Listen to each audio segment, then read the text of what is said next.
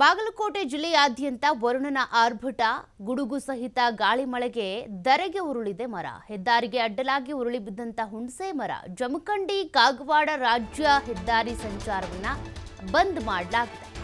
ಮಳೆಯಿಂದಾಗಿ ಬಾಗಲಕೋಟೆ ಜಿಲ್ಲೆಯಲ್ಲೂ ಕೂಡ ಅವಾಂತರ ಸೃಷ್ಟಿಯಾಗಿದ್ದು, ಗುಡುಗು ಸಹಿತ ಗಾಳಿ ಮಳೆಗೆ ಬೃಹತ್ ಗಾತ್ರದ ಮರ ನೆಲ ಕಚ್ಚಿದೆ. ಜಮಖಂಡಿ ಕಾಗವಾಡ ರಾಜ್ಯ ಹೆದ್ದಾರಿ ಸಂಚಾರವನ್ನ ಈಗ ಬಂದ್ ಮಾಡಲಾಗಿದೆ. ಮಧುರಖಂಡಿ ಗ್ರಾಮದ ಬಳಿ ಮರ ಬಿದ್ದಿರೋದು. ಮರ ತೆರವುಗೊಳಿಸುವುದಕ್ಕೆ ಸ್ಥಳೀಯರು ಹರಸಾಹಸ ಪಡ್ತಾ ಇದ್ದಾರೆ. ನೋಡಿ, ಮರ ಬಿದ್ದಿರುವಂತಹ ದೃಶ್ಯವನ್ನ ನೀವು ಗಮನಿಸ್ತಾ ಇದ್ದೀರಾ. ಮರ ತೆರವುಗೊಳಿಸುವವರೆಗೂ ಕೂಡ ಸಂಚಾರ ಮತ್ತೆ ಪುನರ್ ಆರಂಭ ಆಗೋದಿಲ್ಲ.